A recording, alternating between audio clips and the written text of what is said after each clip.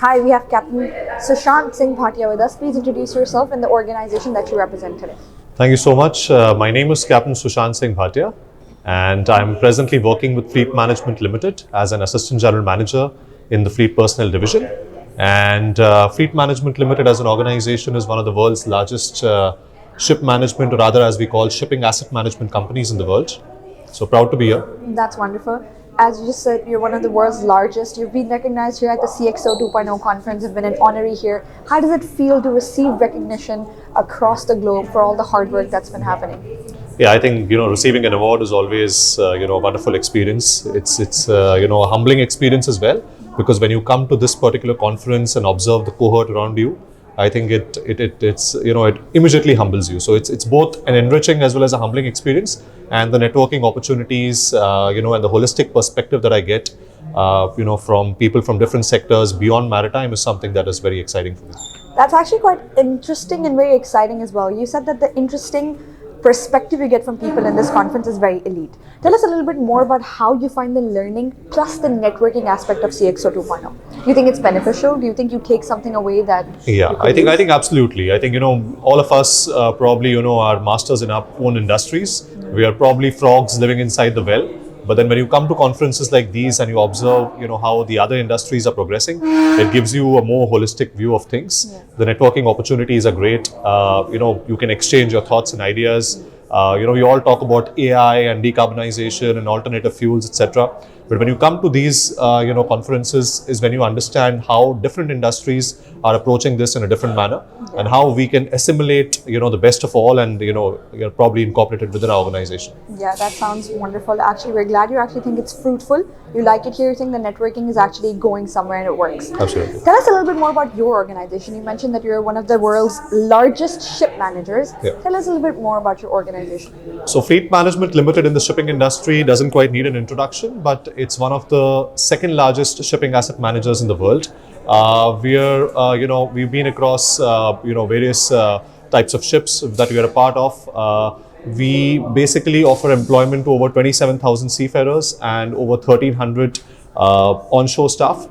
We've got 27 offices in 12 plus countries, and we've got a wide range of vessels with us. We're also very focused on decarbonization and alternative fuels, and we have presently about 30 dual fuel vessels with us. That's actually wonderful. You're very focused on basically preserving the environment. What do you feel is the future of the maritime industry? Yeah, so I think the maritime industry is at a very, very, you can say interesting juncture, to say the least. The reason for that being that first being decarbonization and alternative fuels, which are the in thing now, not just in terms of words, but also in terms of actions towards a sustainable environment as well. In addition to this, I think, I was also on the D&I panel a couple of days back. So diversity and inclusion is also something that we really are, approaching in the right manner. Now in the maritime industry, slowly and steadily, people are understanding the importance of that. There's a saying in, there's an African proverb called Ubuntu, which means I am because we are. So that's something which is absolutely essential to be incorporated, not just in the maritime industry, but across segments. In addition to this, I think the interface between HI and AI, which is human intelligence and artificial intelligence, is something which is going to be, very, very important in the near future. The reason for that being that we, talk a lot about AI and the features, etc. But then the most vital part here is going to be how humans are going to be interacting with AI, and how that can be, gelled the right way to achieve the optimal results. Basically, the line of AI and HI and where they intersect and how Absolutely. we can make the most of it. Absolutely. That's actually really good. That is what the future of maritime looks like. Tell us a little bit about yourself now. Let's get personal. You've always been a young achiever. Yeah. Tell us a little bit about the challenges that come with it. I'm sure you've seen a lot of young achievers in the CXO 2.0 conference as well, who are honored. Tell us, because as viewers, we do not know the back end. Tell us what goes in the back end. What are some challenges that you face growing up, always being in the limelight, always achieving great things? Yeah, so, fortunately or unfortunately, you can have it both ways. But then for me, I take it fortunately. Fortunately, being a young achiever, has helped me in a lot of ways. I started off by being one of the youngest captains in that particular year in my country, and one of the youngest captains while I was sailing on board our ships as well.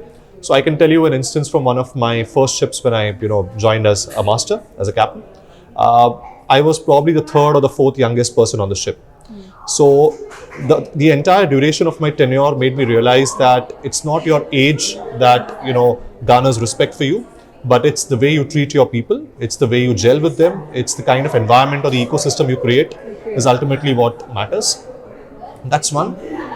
And secondly, I like to highlight the difference between seniority and experience. I think a lot of organizations, a lot of people fail to understand the difference between both of them.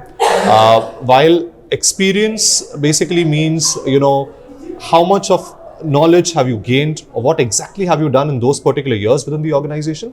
Seniority purely means the number of years you spent with the organization.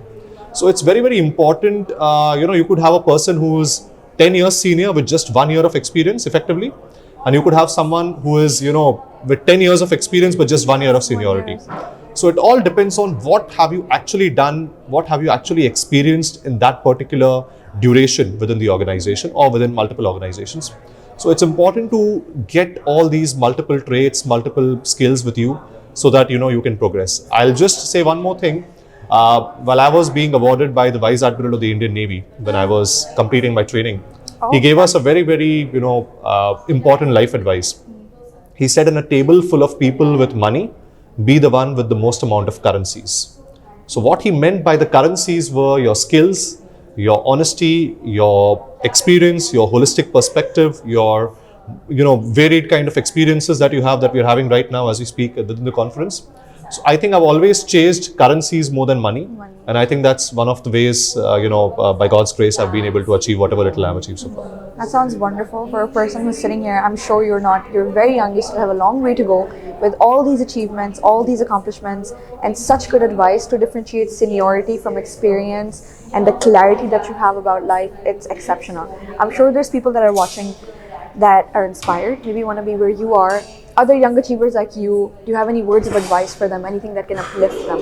Yes, I think the only advice when people ask me, that I give them is stay honest, be honest. Wonderful. The reason, why I say that is because honest gives you two luxuries. It gives you the luxury to have a poor memory and it gives you the luxury to have a good night's sleep. I think at the end of the day, that's the most important thing. I think I've never heard anything which I agree with on a more personal and deeper level. It gives you the leverage of sleeping peacefully and forgetting things, basically, because you don't have to remember who you fake what with or who Absolutely. You're not being honest with. Yeah. That's exceptional advice for anybody that's young and watching this man. Listen to him. Thank you so much. Congratulations once again. I'm sure people are watching you that want to collaborate, maybe reach out to you personally, give them a platform where they can do so. Yeah, so you can contact me or my organization at www.fleetship.com, or my personal email ID is sushantsbhatia@gmail.com, and my official email ID is sushant.bhatia@fleetship.com. What about LinkedIn?